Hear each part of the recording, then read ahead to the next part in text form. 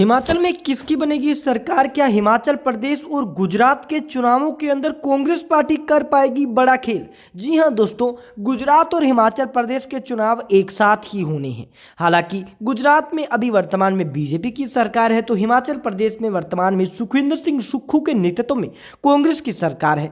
दोनों राज्यों में कांग्रेस पार्टी एक बड़ी आस लगाकर बैठी है। जहां राहुल गांधी ने गुजरात के चुनावों पर तो ये कह दिया कि हम इस बार बीजेपी का घमंड तोड़ेंगे और गुजरात में ताबड़तोड़ सीटों के साथ सरकार बनाएंगे।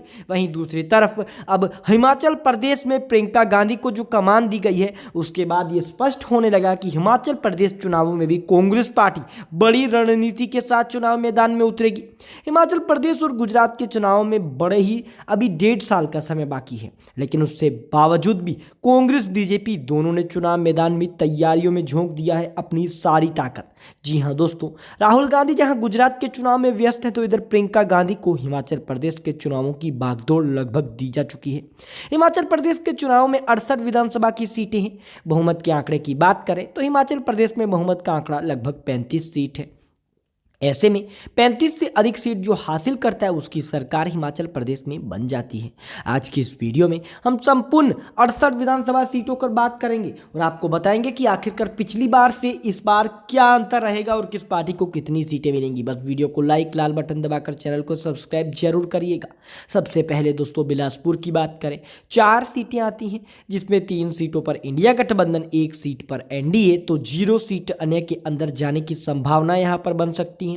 वहीं अगर हम बात करते हैं दोस्तों यहाँ पर अगले जिले की, तो यहाँ हिमाचल प्रदेश का अगला जिला जो हमारे सामने निकल कर आ रहा है, उसका नाम है चंबा, जिसमें 5 विधानसभा की सीटें आती हैं। 3 विधानसभा की सीटें इंडिया गठबंधन, 2 विधानसभा की सीटें एनडीए के खाते के अंदर जाएगी। वहीं अगर हम बात हमीरपुर जिले की करते हैं, हमीरपुर जिले में 5 विधानसभा की सीटें आती हैं, 4 विधानसभा की सीटें इंडिया गठबंधन, तो 1 सीट एनडीए के खाते में जा सकती है। वहीं अगर हम बात कांगड़ा जिले की करते हैं, कांगड़ा जिला जहां दोस्तों 15 विधानसभा की सीटें आती हैं, यहां दोस्तों 9 विधानसभा की सीटें इंडिया गठबंधन, तो 5 सीटें एनडीए और 1 सीट दोस्तों यहां अन्य के खाते के अंदर जा सकती है। वहीं दोस्तों हम बात करते हैं यहां पर किन्नौर जिले की 1 सीट की। किन्नौर जिले की ये जो 1 सीट है वो इंडिया गठबंधन के खाते में जा सकती है, एनडीए गठबंधन का खाता नहीं खुलेगा। वहीं अगर हम बात करते हैं दोस्तों कुल्लू जिले की, कुल्लू जिले के अंदर आती है दोस्तों 4 विधानसभा की सीटें। अब कुल्लू जिले की 4 विधानसभा सीटों की अगर हम बात करते हो, तो इसमें इंडिया गठबंधन 2 सीटें हासिल कर सकता है। वहीं एनडीए गठबंधन भी यहां 2 सीटें हासिल कर सकता है, अन्य का खाता या नहीं खुलने वाला।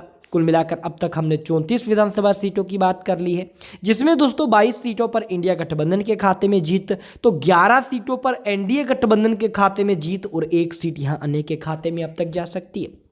वहीं दोस्तों हम बात करें अगले जिले की, जो निकल कर आ रहा है लाहौल वेस्ट स्पीति। लाहौल वेस्ट स्पीति जिले में मात्र 1 ही सीट आती है और ये भी सीट कांग्रेस पार्टी के खाते के अंदर जाएगी।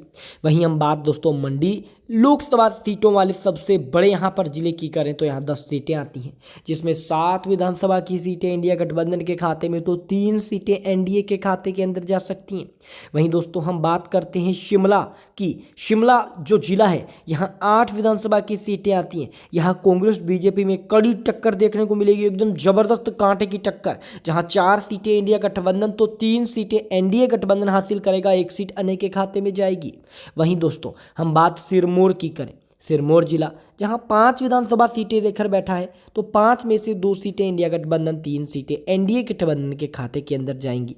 वहीं दोस्तों हम बात करते हैं यहाँ पर सोलन जिले की 5 विधानसभा सीटों की। 4 विधानसभा की सीटें इंडिया गठबंधन के खाते के अंदर जाने की संभावनाएं बन रही है, 1 विधानसभा की सीट एनडीए के खाते के अंदर जाने की संभावना बन रही है। वहीं हम बात करते हैं दोस्तों अंतिम ऊना जिले की, हिमाचल प्रदेश का अंतिम जिला ऊना, जिसमें 5 विधानसभा की सीटें आती हैं। यहाँ भी दोस्तों लगभग टक्कर दोनों पार्टियों में देखने को मिलेगी, हालांकि कांग्रेस पार्टी यहाँ बीजेपी से अधिक मजबूत रहने वाली है।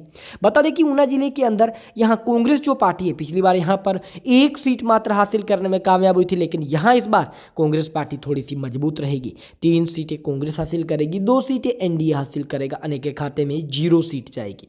कुल मिलाकर हिमाचल प्रदेश की सभी सीटों की गणना करने के बाद हमें ये पता लगा कि 68 विधानसभा सीटों में से फिर से कांग्रेस पार्टी हिमाचल प्रदेश में सरकार बना सकती है, यानी कि 43 विधानसभा की सीटों के साथ प्रचंड बहुमत कांग्रेस पार्टी हिमाचल प्रदेश में हासिल कर सकती है। वहीं एनडीए की अगर हम बात करते हैं तो लगभग 23 सीटें एनडीए के खाते के अंदर जाने की संभावनाएं बन सकती हैं और दोस्तों 2 सीटों पर अन्य के खाते में भी जीत जा सकती है, यानी कि हिमाचल में कांग्रेस की सरकार बन सकती है। आपके अकॉर्डिंग सरकार किसकी बनेगी, हमें कमेंट बॉक्स में जवाब दें। इस वीडियो को लाइक, लाल बटन दबाकर चैनल को सब्सक्राइब करके घंटी का